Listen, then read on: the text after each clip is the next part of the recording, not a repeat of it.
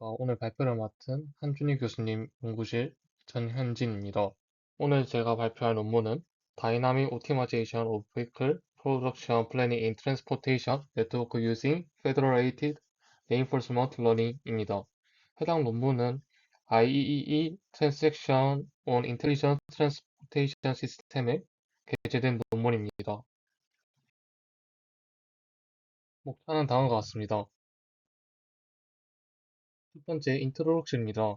논문에서는 이제 2023년에 전 세계 차량 생산량이 2020년 대비 약 20.5% 증가하였다고 말하고 있습니다. 또한 2030년에 스마트 차량 수요가 약 4천만 대로 추정되고 있음을 확인할 수 있었고, 다음으로 그렇기 때문에 이제 차량 생산 계획이 중요한 문제로 떠오르고 있는데, 해당 차량 생산 계획은 대표적인 잡샵 플래닝 문제입니다. 해당 JSP 문제를 MIP로 정식화해서 C플렉스나 그루비 등을 이용해서 풀 수는 있는데, 결국에 문제 규모나 제약식의 변화가 생겼을 때는 모델의 재구성이 필요하게 됩니다. 휴리스틱 또한 이제 파라미터 튜닝보다 크고 지역 최적화에 빠질 위험이 존재합니다. 그렇기 때문에 강화학습이 해당 문제에 대한 대안도 주목받고 있는데, 기존 연구에서 강화학습을 적용한 사례는 옆에 보시는 차량의 공정의 네 가지 중에 도장 공정에만 집중한 연구가 대부분이었습니다. 또한 이제 스마트 차량의 수요 급증으로 다수 공장 간의 협력이 필요하게 되는데, 그런 공장 간 협력 간의 데이터를 옮기는 과정에서 산업 데이터 보안과 대규모 확장성 문제 핵심 문제로 대두하고 있습니다. 연합학습은 이제 이러한 데이터를 로컬에 두고 모델 파라미터만 교환해서 데이터 유출의 위험을 완화하고자 하였습니다. 최종적으로 논문에서는 트랜스포머와 GRU 기반 강학습으로 동적 재정률과 정규 생산 계획을 함께 지원하고자 하였습니다. 생산 계획을 이제 기존의 디스정티브 그래프 형식이 아니라 롱 시퀀스로 표현해서 주문수 변동에 조금 더 유연하게 대응하고자 하였고, 이를 연합 강학습을 확장해서 CKKS 암호화를 적용하여 모델 파라미터 수준의 프라이버시 보존을 달성하고자 하였습니다. 다음으로 관련 연구입니다. 잡샵 플래닝은 주로 분리 그래프 형식으로 모델링 됐는데, 이는 최적화 목표 내 제약 간의 관계를 충분히 반영하지 못한다는 한계가 있습니다. 실제로 이제 PPO나 GNN으로 클래식한 JSP 문제를 해결한 걸 볼 수 있는데, 해당 문제들, 해당 방법들은 이제 이론적인 가이드 역할을 하지만은 실무 적용에는 여전히 부족한 모습을 보이고 있습니다. 또한 이제 트랜스포머나 GRU를 결합한 강학습에 있어서도 이제 모델이 복잡하거나 오버피팅에 취약하거나 또한 일반화에 하는데 한계가 있는 등의 한계가 있었습니다. 그래서 이런 강화학습 기반의 차량 생산 스케줄링의 핵심적인 도전 과제로는 두 가지가 떠오르고 있는데, 첫 번째로 적용수입니다. 주문 취소나 우선순위 변경 같은 게 발생했을 때 정적인 주문과 이제 동적인 리스케줄링이 모두에 적응이 필요하다는 것이고, 또한 모델링 방법에 있어서도 앞서 살펴봤듯이 자동차 생산은 네 가지의 공정을 가지게 됩니다. 그래서 기존 분리 그래프로 표현을 하게 되면은 현실적인 제약과 목표와 불일치하는 관점이 있음을 확인할 수 있었고, 진화 알고리즘과 솔버 기반을 통해서는 정확한 수학적 모델이 필요합니다. 또한 해당 방법은 지역 최적화에 빠지기 좀 쉽고, 데이터 분포가 변했을 때 또한 제약식과 목표를 재구성이 필요합니다. 그래서 다공장 협력 관점에서 이제 일부 연합 학습 스케줄링 연구가 있긴 한데, 스마트카 스케줄링 과제와 연결이 좀 약한 것이 좀 대부분이고, 산업 현장에는 이제 효과적인 스케줄링과 강력한 프라이버시 보존을 동시에 만족한 해법이 필요하다고 여겼기 때문에 해당 논문을 만들었다고 얘기하고 있습니다. 다음으로 이제 해당 논문에서 바라볼 롱 시퀀스 관점의 모델링 방법을 살펴볼 텐데, 전통적인 잡샤 플래닝은 이제 총 처리 시간을 목표 최소화하는 스케줄링 문제입니다. 그렇기 때문에 차량 생산 기간 주로 왼쪽에 보이다시피 디스정티브 그래프로 형식으로 많이 모델링 되는데, A1을 먼저 살펴보면 차량 네 가지 공정 단계를 나타내고 있고, 그다음에 VIJ라는 노드는 J번째 작업장에서 I번째 차량의 공정 노드를 의미합니다. 그렇기 때문에 이제 차량과 공정이 늘면은 그래프가 급격하게 복잡해져 해 표현과 최적화가 어려워지게 됩니다. 다음으로 B는 한 차량의 공정을 여러 생산라인에 분산 배치 가능하다는 것을 보여주고 있습니다. 실제로 보이다시피 이 부분에서는 화살표가 여러 군데로 많이 왔다 갔다 할 수 있는 모습을 보실 수 있습니다. 그렇기 때문에 해당 방법의 장점으로는 이제 금방금방 딴데 보낼 수 있기 때문에 작업장의 유효 시간의 감소가 가능하다는 건데, 단점으로는 이러한 유연한 배치는 도장 오염이나 금형 교체로 인한 용접 시간 증가 같은 리스크를 초래하게 되는 것입니다.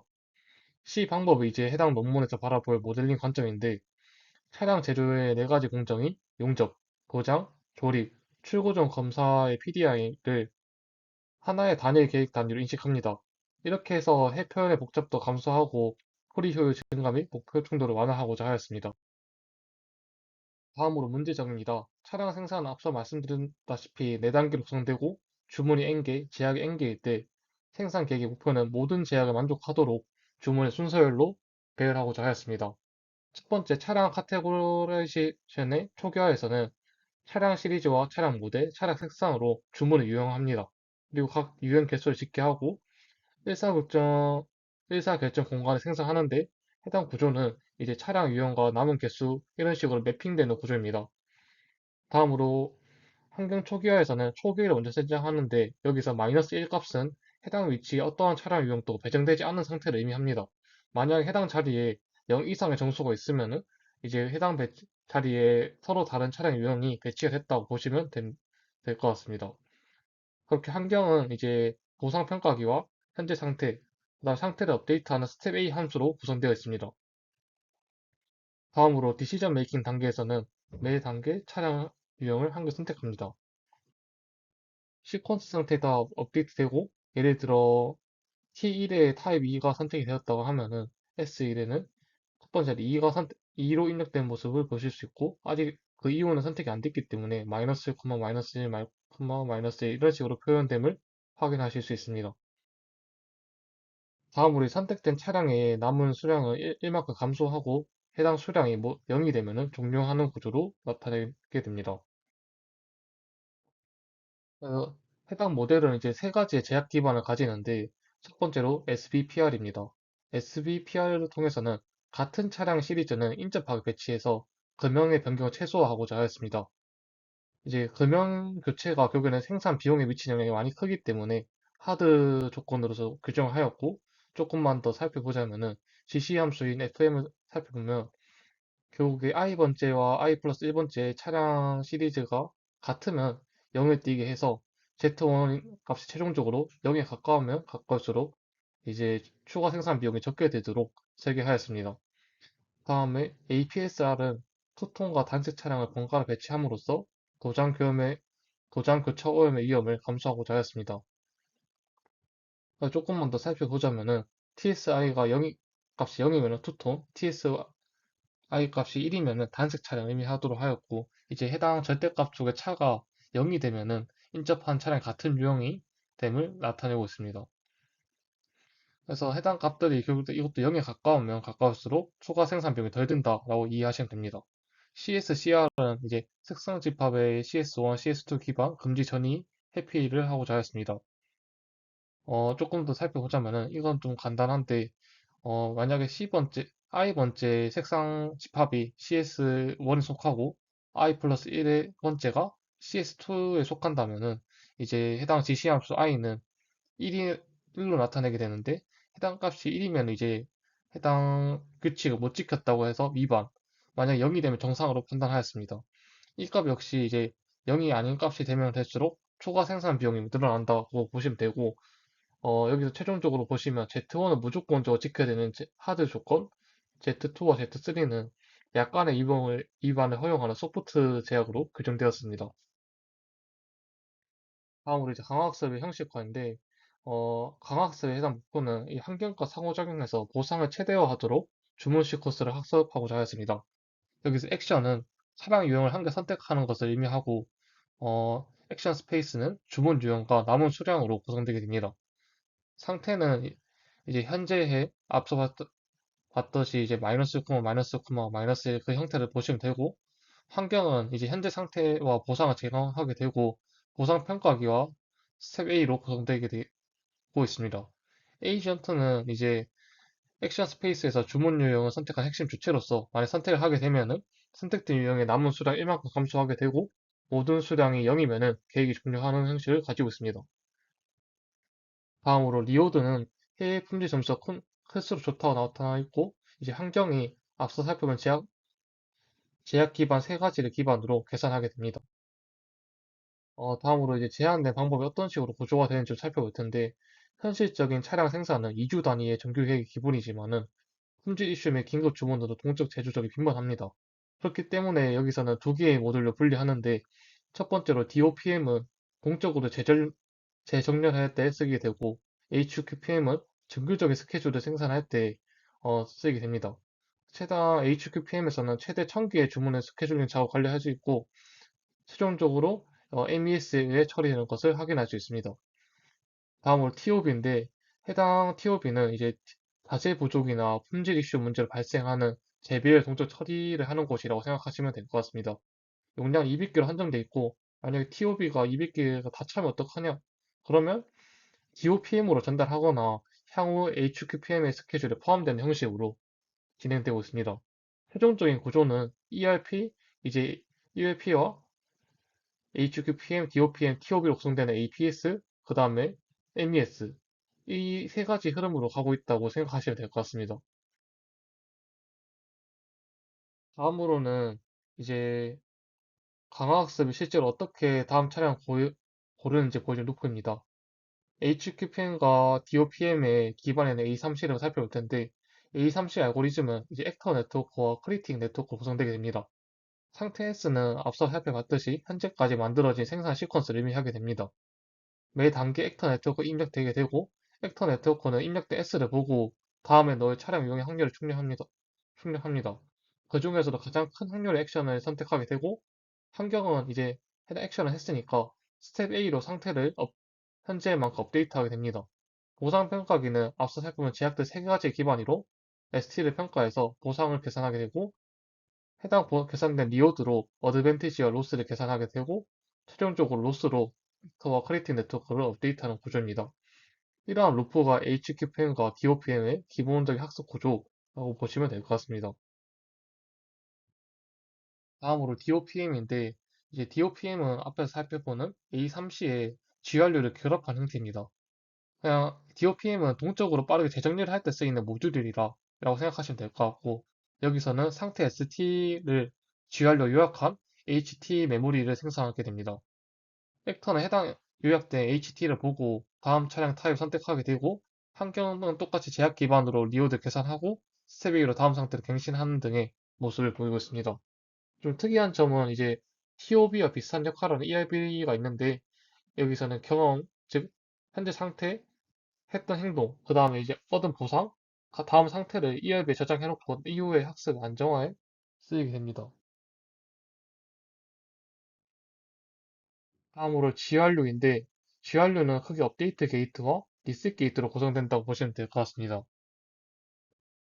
업데이트 게이트는 쉽게 말해서 새 정보가 얼마나更新될지를 의미하고 리셋 게이트는 과거의 기록을 얼마나 지울지를 의미하게 됩니다.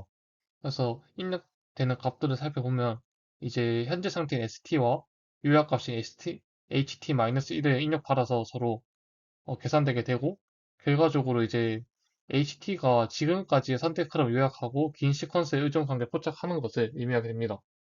다음으로 DOPM 내 액터 크리틱 네트워크 전기를 살펴보면 액터 네트워크는 위에서 구했던 HT를 바탕으로 주문을 선택하게 되고 크리틱 네트워크는 현재 상태의 ST의 상태 가치를 초정해서 해당 액터의 선택을 평가하게 됩니다. 다음으로 이제 크리틱 A3C의 업데이트 원리를 살펴볼 텐데 크리틱으로 통해서 앞으로 받을 점수를 예측하게 되고 해당 크리틱을 통한 VST를 이용해서 어드밴티지를 계산하게 됩니다. 해당 어드밴티지는 이제 이번 행동이 평균 기대보다 좋았는지 나빴는지를 판단하는 기준이 됩니다. 그래서 해당 계산 어드밴티지를 이용해서 폴리시 로스를 이용하게 되고 해당 폴리시 로스로 벡터를 업데이트하게 됩니다. 밸류 로스를 통해서는 퀄리티 업데이트를 하게 됩니다. 쉽게 해서 폴리로스를 통해서는 해당 행동이 잘한 행동이면 계속 그 행동을 더 선택하게 유도하게끔 업데이트하는 거고 밸류로스는 해당 가치가 조금 더 내가 예측했던 것이 조금 더 날카로웠나 하는 방향 계속 업데이트한다고 생각하시면 될 것 같습니다. 그래서 최종적으로 이제 폴리로스와 벌리로스 합친 것을 총 손실로 이제 계산하게 되고 이 값을 바탕으로 DOP의 모든 네트워크를 업데이트하게 됩니다. DOPM의 간단한 수도 코드를 보실 수 있는데 처음으로 인풋으로 1000개의 주문과 앞서 살펴본 제약들 SPPR 같은 제약들이 3개가 들어가게 됩니다. 크게 초기화와 시쿼스 생성, 이제 전역 업데이트 이런 식으로 흘러가게 되는데 첫 번째로 액터와 크리틱, GW의 값들이 초기화되는 걸 확인할 수 있고 다음 시쿼스 생성에서 HT 기반으로 이제 로컬 액터가 액션을 선택하게 됩니다. 다음으로 이제 선택을 했으니까 이제 다음 상태 및 보상, 돈이 반환이 되고 나머지 이제 과거 경험들 ST와 AT, RT, ST 플러스 1 등이 UAB에 저장되는 구조입니다. 그 저녁 업데이트 이제 락 획득시라고 되어 있는데 쉽게 말해서 락을 획득했다는 거는 해당 내용을 수정할 권한을 얻었다라고 생각하시면 될 것 같습니다. 로컬에 시작해서 이제 수정할 권한을 얻었으니까 업데이트 해야 된다고 생각하시면 될 것 같고 그래서 밸류 로스도 앞서 했던 식대로 업데이트되고 폴리 로스, 토탈 로스가 계산되고 최종적으로 경사항으로 해당 파라미터들이 업데이트됩니다. 다음으로 살펴볼 것은 HQPM입니다. HQPM은 이제 정규 정적 생산 계획을 고분출로 생성하는데 똑같이 상태가 정의되고 좀 특이한 점이 있다면은 트랜스포머 인코더가 해당 ST를 전체를 보고 문맥 요양인 CET를 생성하게 됩니다. 그래서 아까와 달라진 점은 액터는 아까 ST가 입력받은 걸 보고 그냥 그걸 기반으로 선택하게 됐는데 해당 HQPM에서는 CET 값을 보고 이제 어떤 행동을 할지 결정하게 됩니다. 크리틱은 이제 똑같이 현재 계획에 좋은가 나쁜 점수 추정하게 되고 똑같이 이제 선택을 하게 되면은 환경이 제약 기반으로 보상 계산하게 되고 다음 상태로 업데이트하는 구조로 뜁니다. 그러니까 최종적인 HQPM 흐름을 살펴보면은 ST가 트랜스포머 입력되고 이제 문맥 요약본의 CE가 형성됩니다. 벡터가 해당 행동 선택하게 되고 보상이 평가되고 다음 스텝으로 업데이트 된다고 보시면 될 것 같습니다.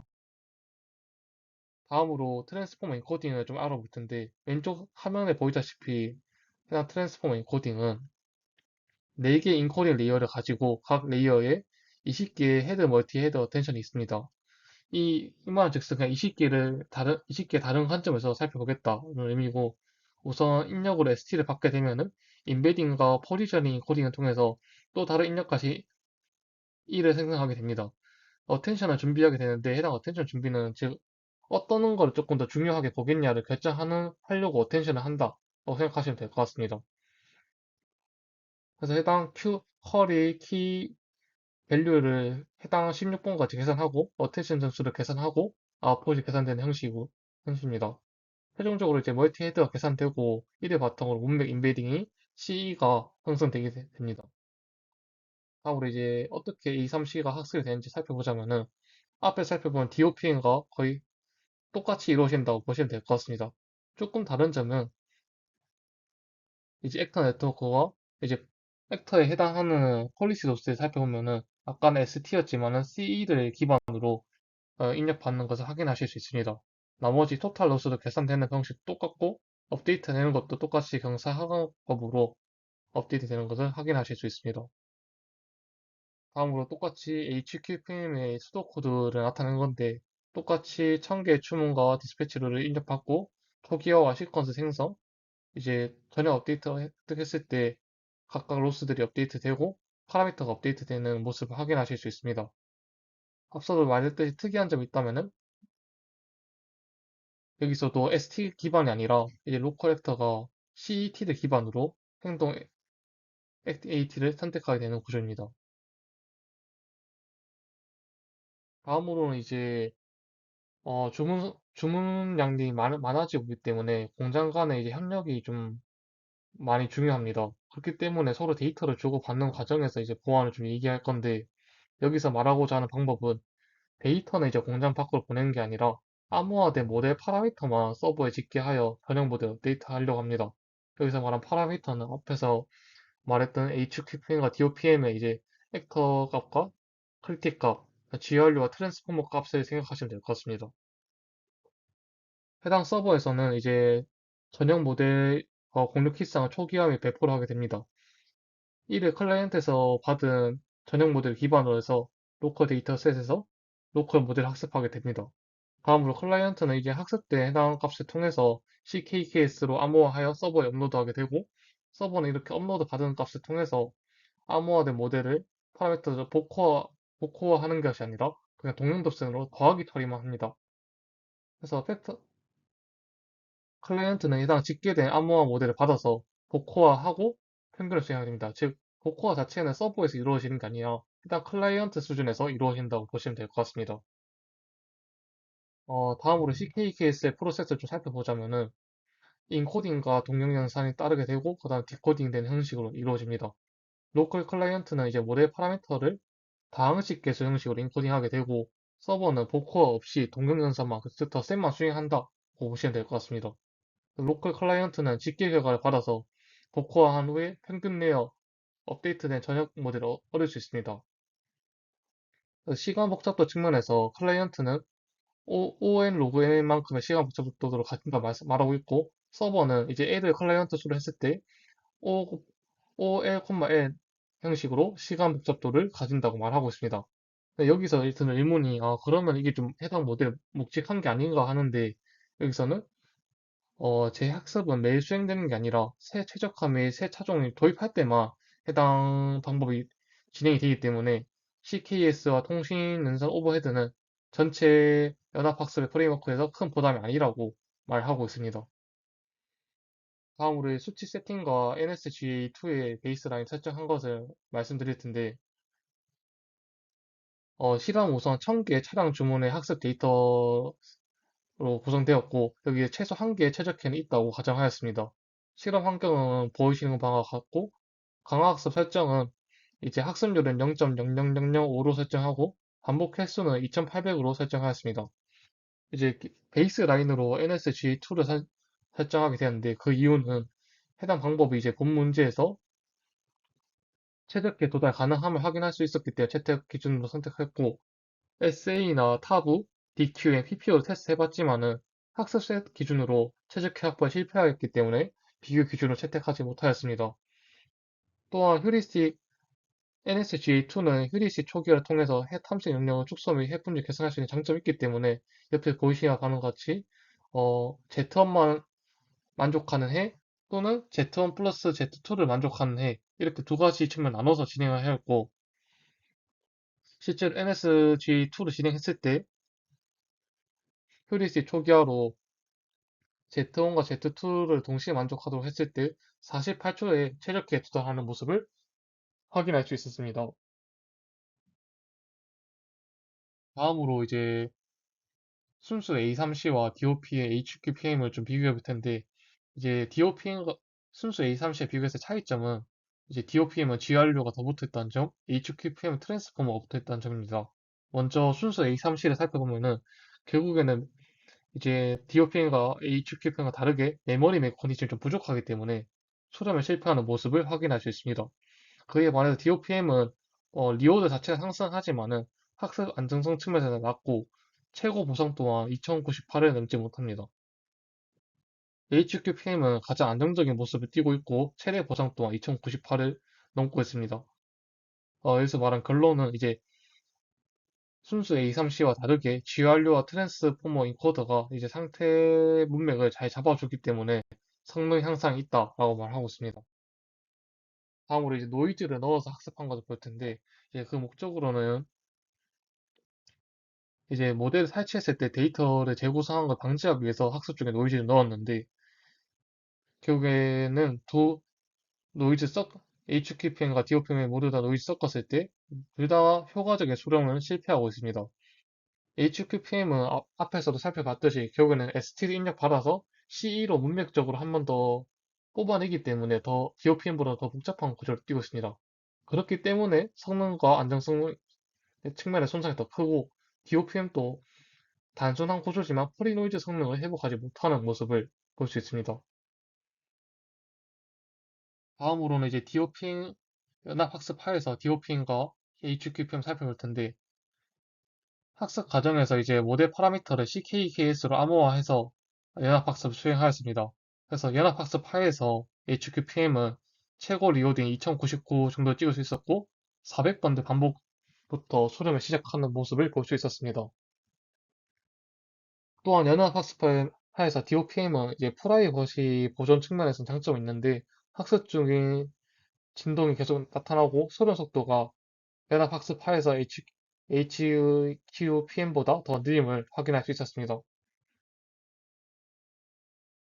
다음으로 최종적인 이제 결과인데 이제 테이블 2를 보시게 되면은 연합학습하에서 HQPM은 최적의 품질, 즉 가장 낮은 소프트 제약 위반 점수와 최적의 비율, 평균 계산 시간을 가지고 있고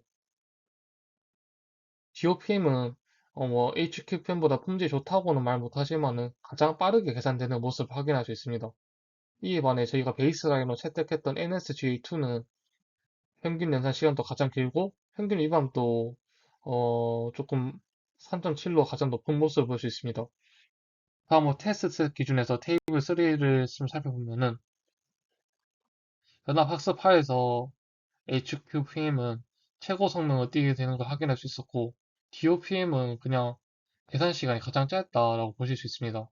NSGA2는 여기서도 가장 최장 시간을 띠게 되고 품질 또한 좀 낮음을 확인하실 수 있습니다. 다음으로 본 논문은 이제 한 개의 주문을 4.97초 안에 최적회를 스케줄링 할 수 있다고 말하고 있으면서 배포 가능성 및 모듈 역할 분담에 대해서 얘기하는데 DOPM 자체는 25MB, HQPM은 150MB 정도. 학습하는 것 자체는 GPU 가속이 필요하지만은 실시간 스케줄링 하는 것만은 CPU로도 운영이 가능하다고 말하고 있으며 그리고 출력하는 거는 결국에는 스케줄링 계획 자체이기 때문에 저장 공간이 부담 크지 않기 때문에 대규모 배포 가능성이 있다라고 말하고 있고 여기서 말한 GRU와 트랜스포머의 역할 차이는 GRU는 결국에는 순차 근거리 의존성 포착이 유리하기 때문에 빠른 동작대에게 적합하다라고 말하고 있고 트랜스포머는 결국에 긴 시퀀스의 전액 의존성 고려하기 때문에 더 나은 계획과 품질 비용의 절감 유리하다 말하고 있습니다. 다음으로 암호화 응용과 CKK의 필요성에서 단순 노이즈 주임은 이제 초량성과 성능을 크게 저하시키지만 CKKS의 제어된 노이즈는 프라이버시 보전과 성능 유지를 동시에 지원하는 모습을 확인할 수 있었다고 말하고 있습니다. 다음으로 결론입니다. 논문에서는 DOPM과 HQPM 나눴고 두 모듈들을 연합학습 프레임워크로 확장했습니다. 또 프라이버시 보호는 DP가 아니라 CKKS로 모델 파라미터를 보호하고자 하였고 주요 성능 또한 아래와 같다고 나타났습니다. 그래서 여기서 말하고자 하는 바는 여기서 제한 방법은 대규모 동적 차량 생산 계획에서 실용적이고 적용 가능한 솔루션이다 라고 말하고 있습니다. 마지막으로 제 생각입니다. 해당 논문의 장점으로는 이제 DOPM과 HQPM의 역할을 분리해서 동적 데스클레징과 정규 생산 계획을 사항별로 적용할 수 있게 설계했다는 게 좋았던 것 같고 다음으로는 시간뿐만 아니라 제약 위반과 최적률, 평균 보상과 함께 제시해 속도와 품질 트레이드오프의 입체적으로 평가했다는 게 좋았던 것 같습니다. 또한 연합학습과 CKX 기반의 프라이버시 보정 구조와 함께 모델 크기, CPU 실시간 운영 가능성 논의의 배포 현실성과 함께 보증이 좋았고, 다음으로 단점으로는 테스트 셋이 완전 독립 외부 데이터가 아니라 학습 데이터 분포 수준 기반이어서 일반화 및 성능 검증 정도에 한계가 있었던 것 같고, 연합학습 확장 후에 HQPM의 개선 효과는 뚜렷하지만은 DOPM의 연합학습파에서 DOPM의 진동 및 느림 수정 원인에 대해서는 추가 분석이 좀 부족하다고 느꼈습니다. 또한 가우시안 노이즈를 주입했을 때 성능 저하를 확인했지만은 CKKS 자체 보안 강건성에 대한 공격 기반 평가는 없었던 것이기 때문에 아쉽다고 느꼈습니다. 이상으로 발표 마치도록 하겠습니다. 감사합니다.